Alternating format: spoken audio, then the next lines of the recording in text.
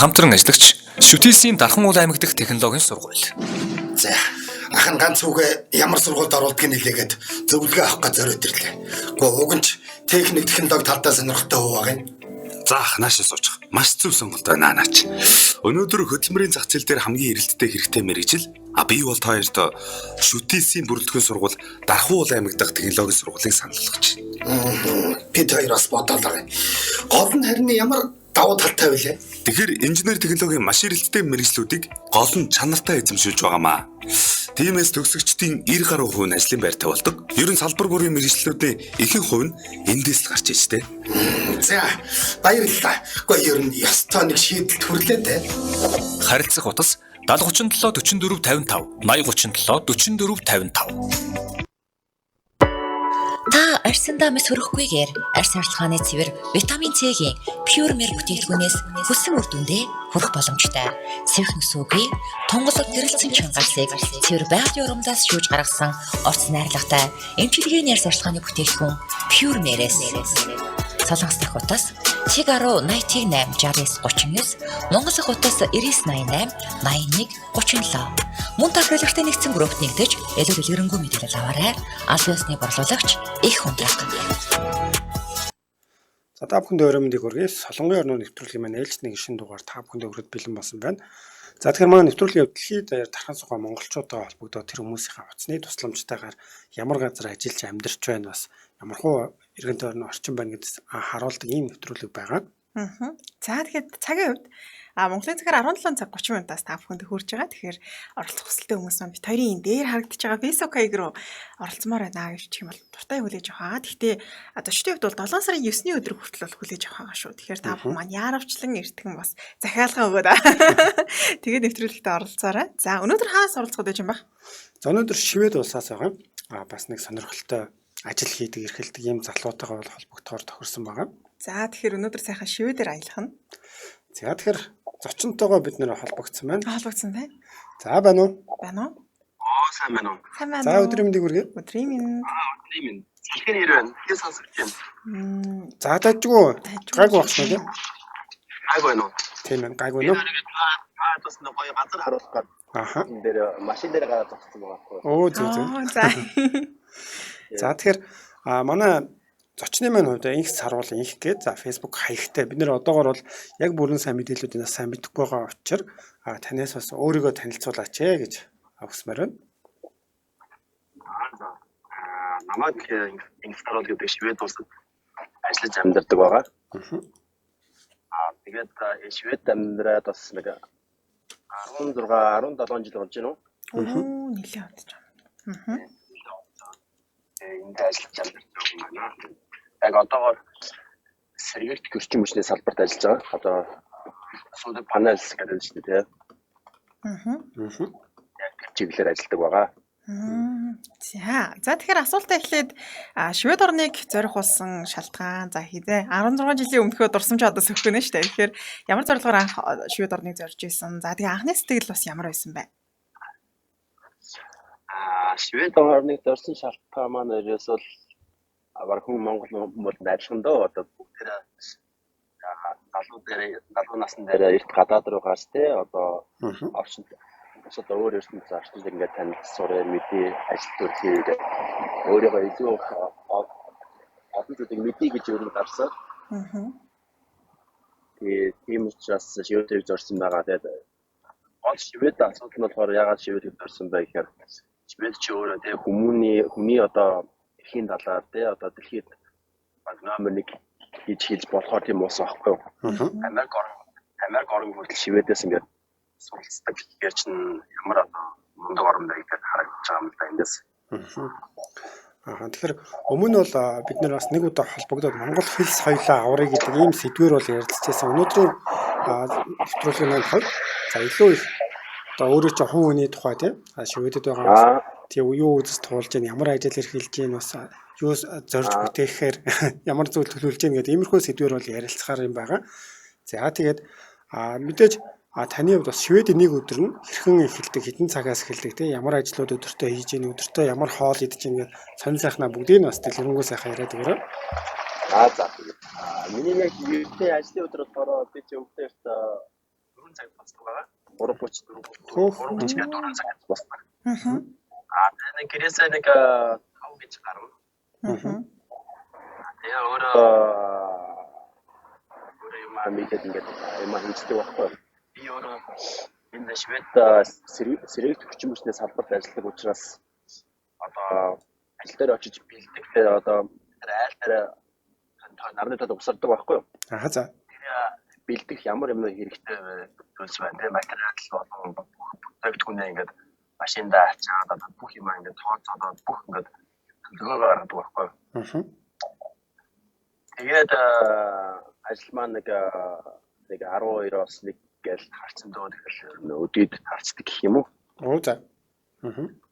Тэгээ нэг яг эхлээд их дуусчихдаг. Юм онцлогтой. Тэгээ ерөөсөө байшингийн дээвэр дээр нарны цалаа өгсөж тавьчаал. Тэгээ бүгдийг холболтоо хийжээд тэгэл явлаа. Нэг өдөрт нэг байшин дуусгаад дуусчихдаг. Тэгэхээр ажил 12 гэдвэл маш эрт эхлээд мөн маш эрт дуустдаг юм байна тийм. Тэгээ 12 11 за 12 13 цагаар дуусчихсан байна. Гэтэ. Яг нь заримдаа бас нэг тийм одоо өдөөгүй тийм цаад бишсэн гарах юм бол нэг 3 4 гэж дуусчихна. Ерөнхийдөө 10 11 12 гэж дуусчихна. За бас бидний хувьд Монголд байгаа хүмүүсийн хувьд бол бас цагаагаар гэнэ одоо юуны хувьд цагийн хуваар хувьд бол илүү өөр бол юм байдаг юм байна. Маш эрт босно. За эрт ажиллаа дуустдаг юм байна. Тэгэхээр үдээс хойш цагаа ер нь та чөлөөт цаг гэж ойлгож болох одоо юу хийж хөвчлэн өнгөрүүлдэг вэ? Швед чи өөрсдөө угаасаа ердийн ажил нь ерөөсөө 7 цаг хэлдэг байхгүй. Бас 3 цагаар орж ажилладаг. 3-аас хойш ажилладаг. Миний ердийн өөрийн одоо цагаар юу гэдэг вэ? Ажиллаад гарч байгаа одоо мэдээж юу мосондоо орж байгаа. Одоо найс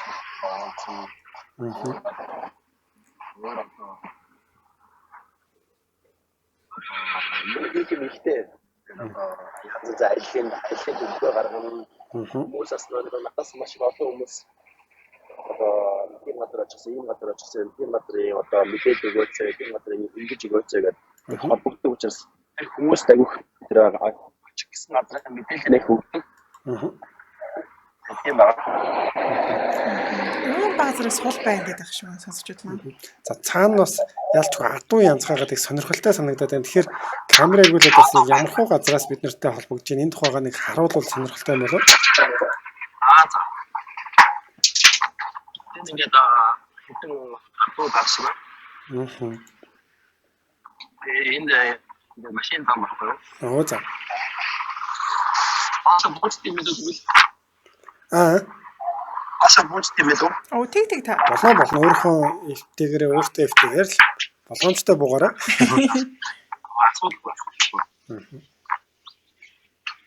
Оо тэгтээ байгаас нэг гоё юм тий харахад аяа. Тийм байна их гоё ном ногоон байгаа та.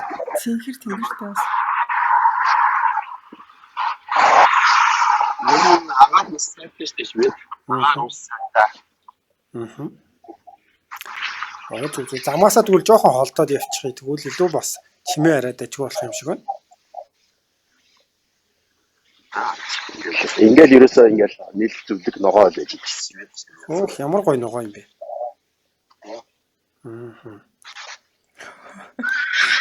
Тэр яг нэг хөдөө очсон шүү. Бид нэр өмнө бас нэг Австралиас холбогдож байгаа тэнгэр дуурж байсан. За өөр чинь нэг бороо орж исэн. Тиймэрхүү бас гоё үзэгдлүүд. Өнөөдөр бол адуу янз хаагаад яг тийм бодит орчин их сайхан байна шүү. Да. Энэ апуга аргах юм нэ. Би нэг замсан байна тусах байгаа. За тэгэхээр бид хоёр хамтран ажиллаж байгуулгын мэдээллийг хүргээд удахгүй 2 минутын дараа илгээд холбогдъё. Та уцаа таслахаас хүлээж аваарай. За тэгээд бол. За нэвтрүүлгийн хамтран ажиллагчаар Pure гоо сахны брэнд хамтран ажиллаж байгаа. За Pure гоо сахны брэнд талаар бэлэвгүй мэдээллийг Pure хэлэгчийн нэгдсэн группээс авах боломжтой. Тэгээ MJ радио Солонгос групп дээр маань тэмцээн зарласан байгаа. Тэмцээн одоо маргааш дуусгана. Тэгэхээр та бүхэн маань тэмцээнд оролцохын тулд Pure гэсэн хаштаг болон Pure хэлэгчийн нэгдсэн групп гэсэн группийн линкийн хамт за ямар ч хамаагүй постыг MJ радио Солонгос групп дээр оруулаад хамгийн их лайк авсан 3 постны эзэнд Солонгост гоо сахны одоо сургалтанд суух үнэгүй эрхийн бичиг билэглэхээр ирэх бол бэлгэхээр болсон байгаа. Тэгэхээр тэмцээнд бас идэвхтэй оролцоорой. За бүтээгдэхүүний хувьд гэх юм бол Ронас компаниас гаргаж байгаа эмчилгээний гоо сахны бүтээгдэхүүн Монголоос бол их ундраг компани аль бие усны эрхтэйгээр оруулж ирж байгаа. За Солонгос болон Монгол завгүй бусад дэлхийн улс орнуудад ч гэсэн борлуулагдаж байгаа захиалах боломжтой. За холбоот утасны дугаар нь за Солонгосоос ТИГ 1080, ТИГ 86939, за Монголоос бол 9988 8137 гэсэн дугаарлаар холбогдоод захиалах авах боломжтой байгаа шүү. За тэгэхээр миний хувьд мөн фермер хэрэглэсийн нэгдсэн группээс сүүлд орсон постуудыг танилцуулдаг байгаа. Тэгэхээр 2 өдрийн өмнө энэ пост танилцуулж бас оруулсан байна. За их ундраг компани болон бүгд найрамд Солонгос улсын Ронас компаниас хамтран зохиолж байгаа. Арьс арчилгааны чиглэлээр богино хугацааны сургалт маань амжилттай болж 5 дугаар ээлжийн төгсөгчд маань сертификатаа гардаж авлаа гэсэн постыг оруулсан байна. За мөн зүүмээр Япон болон Америк нэгдсэн улсаас сургалтанд амрагцсан хүмүүс мөн сертификатаа гардаж авсан юм байна. Тэгэхээр шуудангаар нэгд өдөр илгээх болно. Та бүхэндээ баярлалаа гэсэн байна. За тэгээд дараагийн ээлжийн сургалтанд бүртгүүлэх эсвэл чатаар мэдээлэл аваарай гэсэн байгаа. 6 сарын 30-ны хүртэл 7 сарын сургалтыг бол бүртгэж байгаа. Тэгэхээр 7 сарын эхний 3 одоо бям гаригуудад энэ сургалт явагдана. 13 цагаас 16 цаг 30 минутын хооронд бол явагдахаар байгаа. Тэгэхээр та бүхэн бас идэвхтэй холбогдоод арьсныхаа мэдлэгийг сайжруулад бүтээгдэхүүнийг хэрэгжилж үзээд тийм ийм боломжийг бас олгож байгаа юм байна. Тийм гол нь тэмцээндээ идэвхтэй оролцоороо өнгөө 83,000 оны ирэх штэ тий 83,000-ыг цацах гад татж байгаа. Тэмцээндээ идэвхтэй оролцоороо ингээ нэвтрүүлгийн хамтран ажиллагчаар фермер гоо сахны брэнд хамтран ажиллаж байна. За тэгээ MJL радиогоос мэдээлэл авлаа гэдээ ярих юм бол бас та бүхэнд бэлэг өгнө гэсэн байгаа. Тийм манай радиогоос битээрээ сонссон гэх юм бол гарын бэлэг өгнө гэсэн шүү. За ингээд эргээд зочинтойгоо холбогдъё тийм. За тэгэхээр манай зочны хувьд Швед улс Стокгольм Стокгольмээс холбогдож байгаа. За тэгэхээр одоо бол машин дээрээсээ буугаад ийшээс явж байгаа шиг. За байна уу? Байна. За одоо бол гоё гадаг байгаа хаа. За гоё. Одоо өстөгөө яригдчих.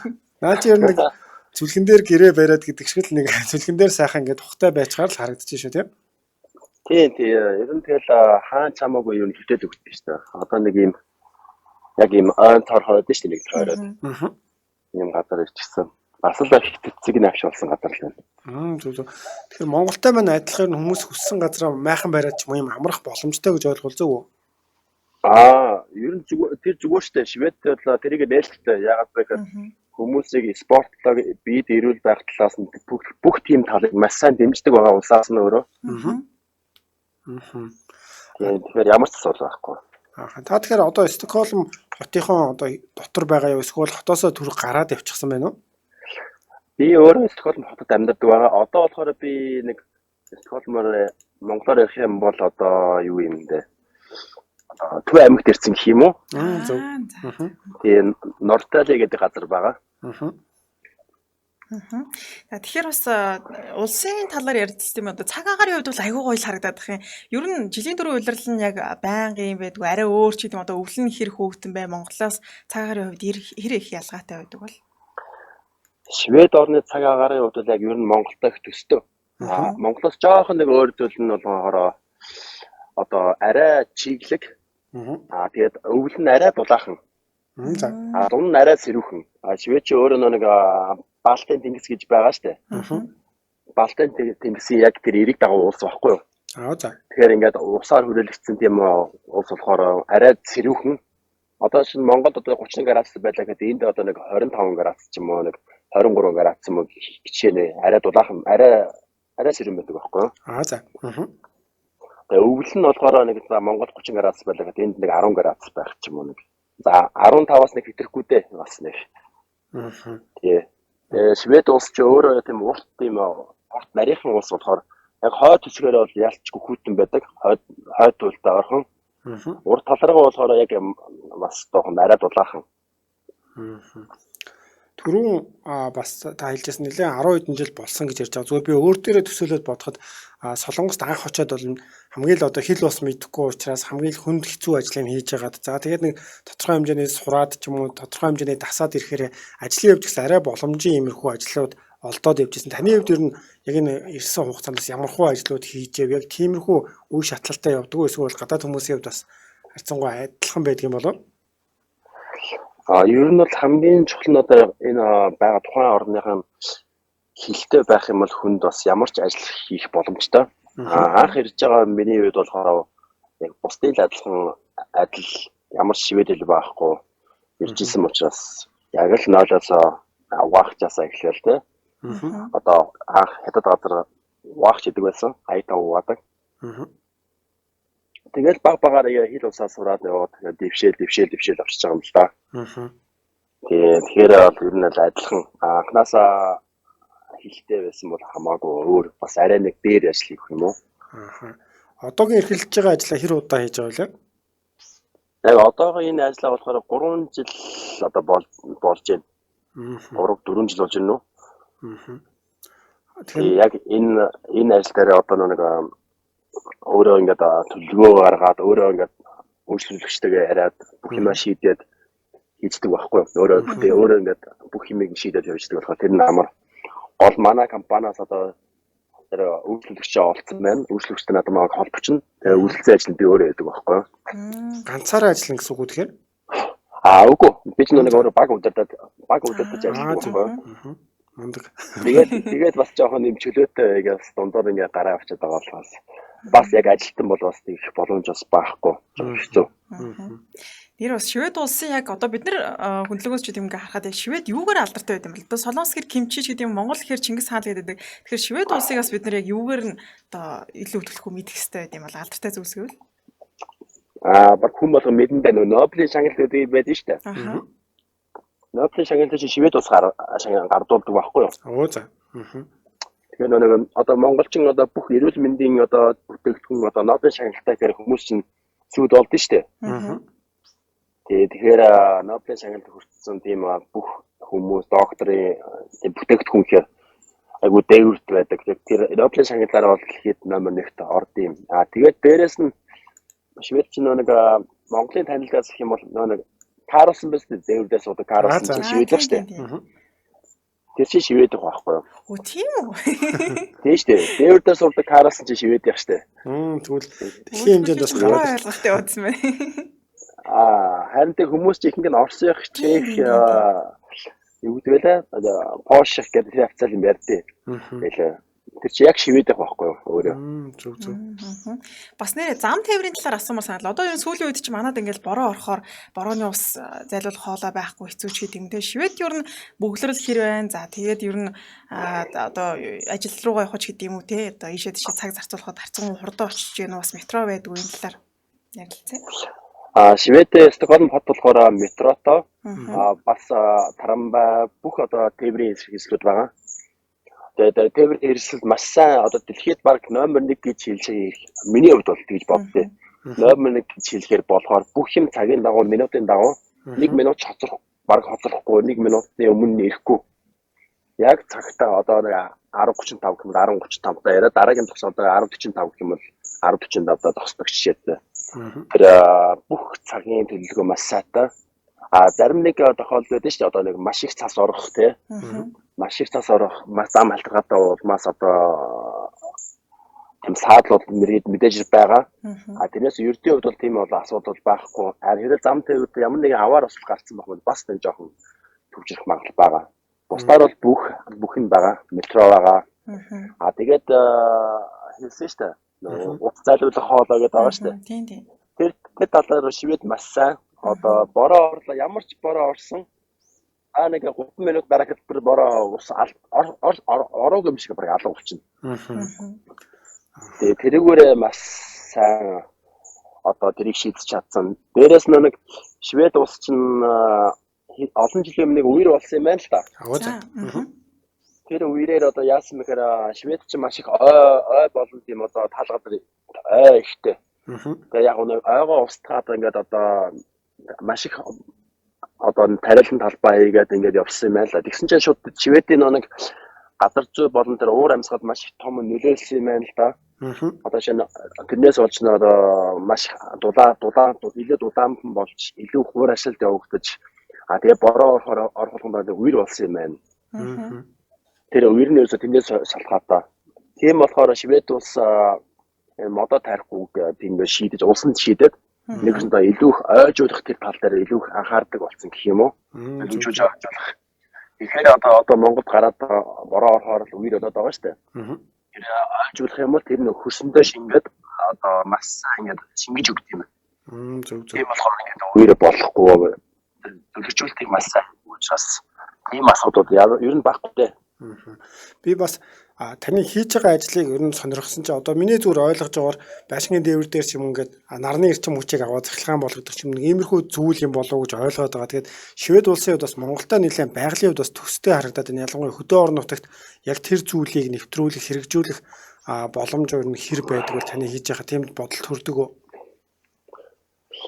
Ер нь бол мэдээж хэрэг миний одоо яагаад энэ ажил орох шалтгаан бай гэхээр нормал нэгт одоо манай монголч өвөлдөө маш их галт төлж ингээд нүүрс галт төлдөө штэ. Тийм болохоор энийг ер нь огт орс байхгүй болгох гэсэн тийм бодолт хийдэг байхгүй юу? За. Нэг үсэндээ бүх гэр орнолын байшингуудаа дээр ингээд нарны төл суурлуулад тэгчих юм бол одоо тэр гаргасан тогоороо тэр халаалцсан тий. Цахилгааны хангалттай гэрийнхэн цахилгааны хадгалчин дээрээ хүсэх юм бол өшөө их тойл тавьсан байх юм бол уустаа буцаад торлоо зарчдаг. За. Уустаа буцаагаад тэр тогоо зарчдаг байх жишээтэй. Одоо бид нар чинь болохоор улсаас тог авдаг шүү дээ Монгол хүмүүс чинь. Швед дээвэр дээрээ тойл тавьсан айлууд чинь уустаа тог зардаг байхгүй юу? Эрчим хүч зардаг. Тэрүүгээрээ айгуу тийм онцлогтой. Одоо шинэ нэг айл байлаа гэдэг 30 тойл 50 заяа. 30 тойлны чинь за нэг талаас бага хувийн өөртөө хэрэгжилж байна. Үлд яг хэрэглээгүй үлдсэн тойлыг муцаад урсуугаар шахацдаг байхгүй улсын тог эрчим хүч рүү. Зөв. Тэгэхээр нөр тоолуур нөөрэ нэмэх хасах тоолуур гэж байдаг. Тэгэхээр хэрэг улсаас авч яах хэрэг шахаж ийн гэдгээр. Ихэнх тохиолдлууд болохоор шивэд хүмүүс ч юм болохоор айл тойл тавьсан айлууд ч юм болохоор устаа тогоо зардаг байхгүй юу? Тогоо зардаг. Тэгэхээр саруулхан бид нар ч одоо нэг 100,000 төгрөг одоо улс тогны мөнгө төлдөг бол эдгээр чинь эсрэгээр $100 саруулга авдаг байхгүй юу? Тэгэнгүүт тэр мөнгө хадсан мөнгөөрөө эдгээр чинь зун цаахан ингээд Европоор аялаад дугаалаад ингээд бас мөнгөө өрдөг бас тийм тогтолцоо байхгүй юу? Тэрний маш сайн байна. Тэгээ ягаад Швед улс ягаад энэ тойлыг одоо хийх болсон шалтгаан нь юу гэхээр Швед уран цемент цахилгаан станцтай юм. Тэгээд 2030-аас 40 оны хооронд энэ уран цахилгаан станцаа татан болгохын тулд нэгснээ бүх одоо шатлалт явагддаг тийм станцуудыг бүгдийг багах болно гэсэн зорилготой байгаа байхгүй юу? Тийм болохоор эрчимтэйгээр тог норны тойл цуглуулсан айлуудыг бүгд нь улсаас нь авахдаг дэмждэг. Одоо буцсан одоо улсаас буцаагаад 30% нь олгодог ч юм уу тий. Хэрвээ хүсвэл улсаас зээл аваад нарны төлөө тавьж болох жишээний тийм улсаас нь маш сайн дэмждэг. Түүл их зүгээр юм байна шүү дээ. Явандаа бол тэр цөмийн одоо тий эрчим хүчний үйлдвэрүүд нь гэх юм уу тийм зүйлүүд нь байхгүй болоод айл өрөх болгон одоо улсынхаа бүх цахилгааныг бол ер нь одоо хангаад бий болгочих юм байна шүү дээ тий. Одоо Швед тэр судалгаанд хүрэхэд тэгжээс нэг сондог гэр оролтой айлын 3.1 дээр нь дээвэр дээр нь тойл тавьсан баг 100% улсынхаа эрчим хүчийг хангах чинь гэж тодорхойлсон байгаа. Тэгвэл их боломжтой юм ээ тий 3.1 гэдэг чинь бас. Асар их эрчим хүч эндээс авч байгаа байхгүй юу? Сая бас нэр ярьсан чинь Швед ер нь хүн ам хэр их байдгийн бол тэгээд одоо хөдөлгөөнч гэдэг юм уу тийм манайхан ч бол одоо ер нь Улаанбаатартай нэлээд олуулаад цуглараад байдаг. Швед хүмүүсийн хувьд бол хөдөө орон нутаг одоо хоттой ч гэдэг юм уу төвлөрөлт нь хэр их байдаг юм бол? Швед улс болохоор Стокгольм хотод сая гарan нэг сая 800 сая 600 авцаа хүнтэй. Үргэлжлээд Шведийн нийт хүн ам нь болохоор 10 сая хүн байна. Тэгэхээр бүх хотуудаа бүх мужуудаа нэг 500 мянган хүнтэй гэсэн үг байхгүй юу? Тэгээд маш сайн таарсан. Тэгээд бүх хотууд нь одоо худалдааны төв байдаг шүү дээ. Манай Монгол жишээ нь одоо нэг худалдааны төв богнорсон. Тийм худалдааны төвтэй болохоор тэндээсээ бүх бүтээгдэхүүн бүх юм авчдаг болохоор тэр талдаа заавал Монгол руу Улаанбаатар руу орж авна гэсэн тийм асуудал байхгүй. Тэр асуудлыг маш сайн шийдэж чадсан улс. Дээрээс нь одоо хөдөө эдгээр чинь хол байх тусам тэдгээр чинь тэр өртөх нь арай жоохон хямдхан, арай жоохон чатхан бензиныхаа үн арай хямдхан болж ирдэг юм уу те. Тэгэхээр нэг илүү их нэг тэр хөдөө амьдарч байгаа хүмүүс таатаа нэгсэн илүү бүрдүүлж илүү хямдхан хямд өртөгтэй болгоход нь тэр талын улсаас нь маш сайн дэмжиж өгсөн учраас одоо яг хот зөөрөн гадаа ингээд шамбаарлаж байх айгуу дургу. Зөв зөв. Эрүүл мэндийн нэрээ тогтолцоо нь бас ямар гэдэг бол одоо ингээл корона гэж ч юм уу те бусад улс орны хувьд бол ингээл эрүүл мэндийн даатгалаараа бүрэн эмчилэг өгдөг ч гэдэг юм уу. Дээрээс нь өөрөөсөө хувьяас бас мөнгө гаргаж идэм иймэрхүү зүйлс байдаг. Тэгэхээр эрүүл мэндийн даатгалын хувьд хэр байдаг юм болоо? Тэр системээр бол маш сайн штэ шивэд улс. Жилдээ 1200 крон буюу $120-оос ойролцоогоор юм бол $120-оос дээш эмнэлгийн үйлчлэг авсан тохиолдолд үлдсэн бүх үйлчлэгнүүдийн үнэгүй гэсэн үг улсаас.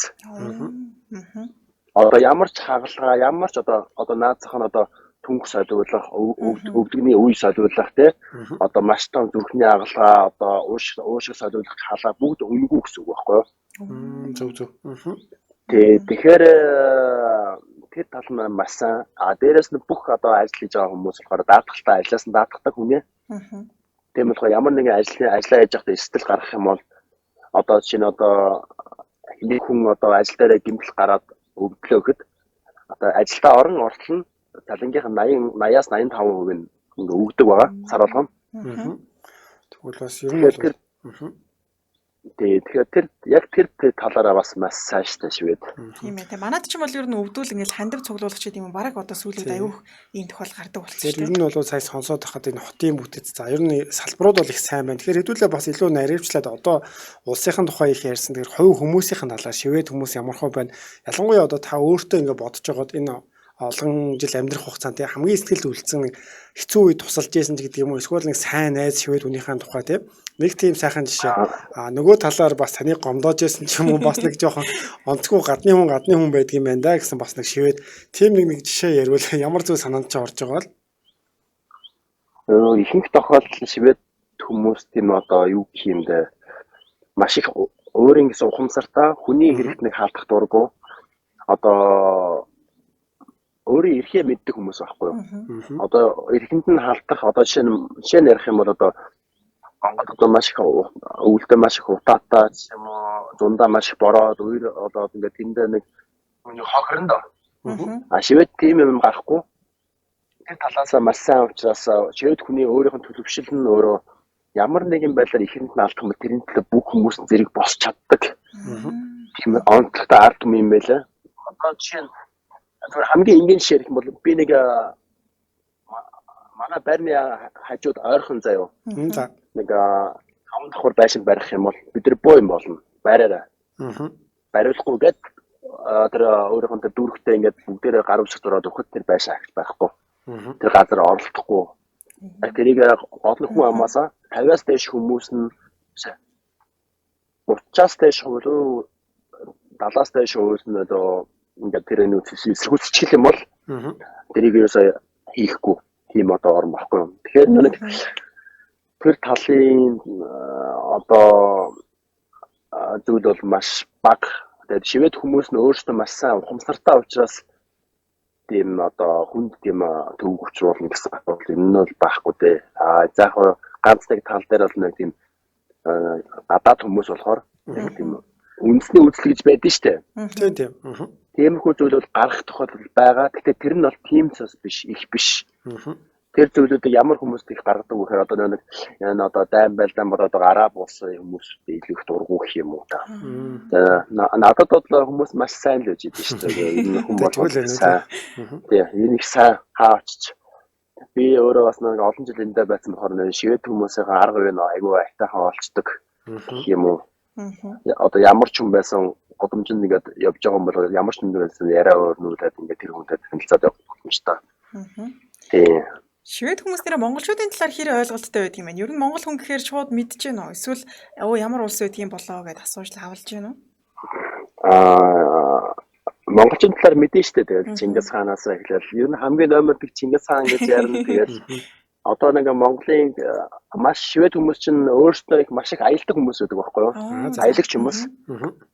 Яагаад гэхээр эдгээр нэг амьдралын тэр орлого юм нь өөрсдөө амьдрал хангалттай үргэлжлээд учраас заавал жилдээ нэг 2-оос 3 орн руу ингэж аялдаг тийм хүмүүс. Хүн амтна. Тийм учраас нэг тийм яг экстрем аялал хийдэг хүмүүс нь Монгол руу ингэж аялал хийх маш их хүсэлтэй байдаг. Тэгээ яг гоо ганц хүчтэй зүйл нь болохоор монголч нэг Монгол руу нисэх чинь айгүй өртөг өндөртэй байдаг байхгүй юу? Одоо жишээ нь эндээс би Бээжинг руу явхад 300 евро а Монгол руу нисэхэд 800 евро байхгүй юу? 2 дахин баг 2.5 дахин өндөр тийм. Тийм өндөр болохоор чинь тэр болгонд явуулч чинь шууд Швед рүү Монгол руу явах тийм болцоог учраас чаддгүй. Яг үнэхээр зорьсон хүмүүс нь явдаг хүмүүс байт юм байлээ. Тэгээд дээрэс нь сая юу хамгийн сүүлийн асуулаа. За яг ямар ч байсан тэгээд Шведийн хувьд хүмүүс бол Монгол руу их аялдаг юм байна. Тэгэхээр эсвэргээрээ та Швед улсад ер нь хэрэг тий аялж гин бас үзэх одоо санал болгох тийм газрууд гэвэл юуг нэрлэж болох вэ? Швед би өөрөө маш их аялдаг л да. Тэгтээ сүүлийн нэг жил ерөөсөө аялаагүй байгаа. Огт. Өөрөөр нэг жоохон бас нэг гэртээ төвчингээс төгсөйгээд нэг юу н аялахгүй нэг байгаад үзүүл яад тийм гэсэн үднээс яг нь Швед улсын одоо яг өвөлдөө бол аюул сонирхолтой. Яагаад гэхээр хойд туйлд ойрхон учраас нэг хойд туйл чинь төлөөн тавья гардыг штэ. Тийм. Тэрийг тэрүүгээр их онцлогтой.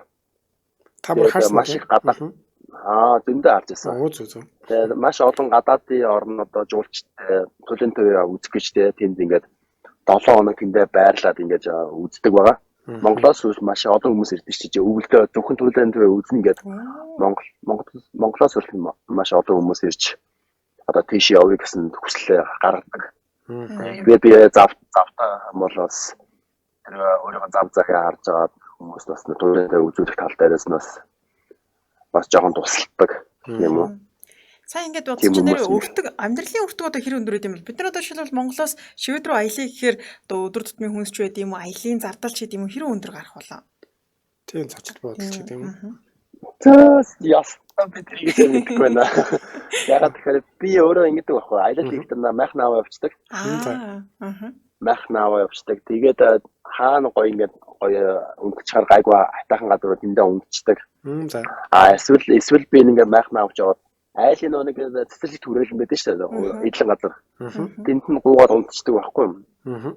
Тэнгүүд тэр айрал нэг өглөөс хэрэгтэй урайлахын одоо өглөөнөө цаамаа бэлдсэн байх жишээтэй ч юм уу те.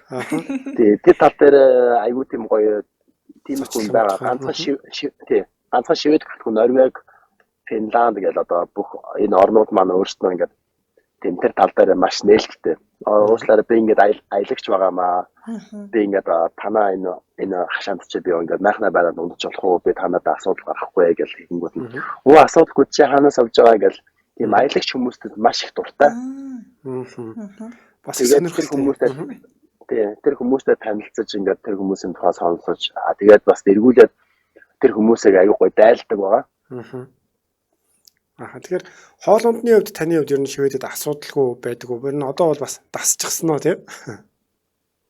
Хоол унд яг л Монголтой адилхан шүү. Монголчууд яг ямар хоол идэх Монголд бид нар адилхан л маха чанаал идвэл маха чанахтай чанаал идчихин.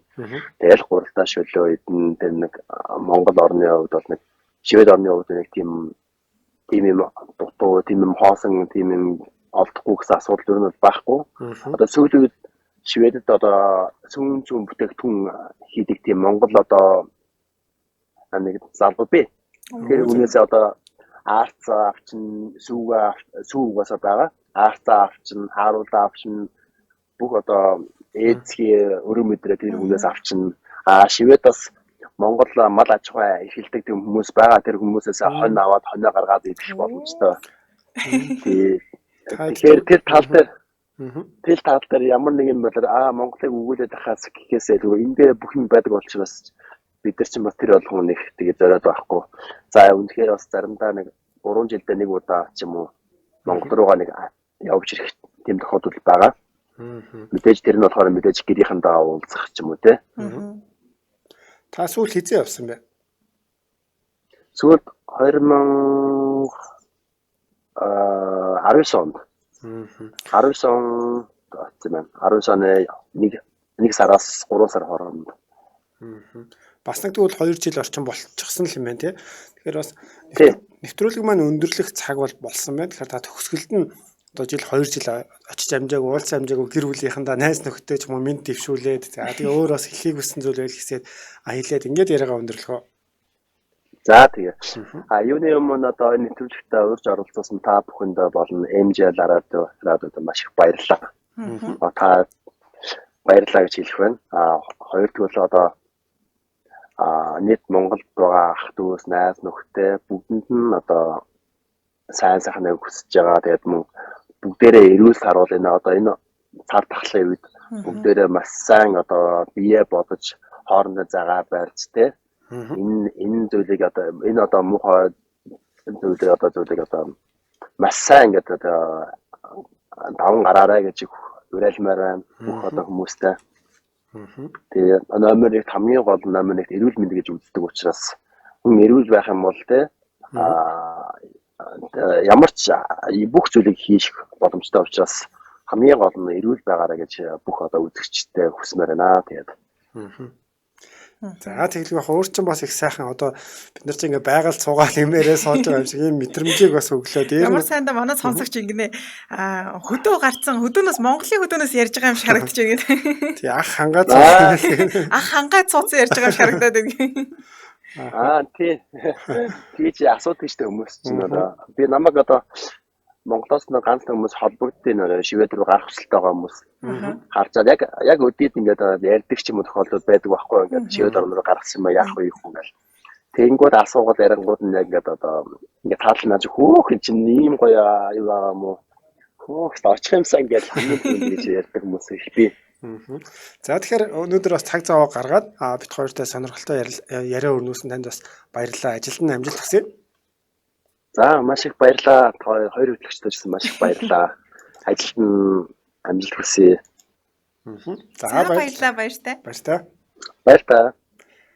За тэгэхээр өнөөдрийн үед шивэдэд шивэд гэхээсээ бараг л Монголынхон хөдөөд байгаа юм шиг ийм мэдрэмжийг их авсараад таарлаа. Тэгээд бас ер нь нэлээд Монголтой маань төстэй санагдлаа. Яг бол адуу янзгаагаа за ингээд энэ тэнд бас майхнаа бариад унтчих ийм боломжуудыг бас нэлээд олддог юм байна тийм.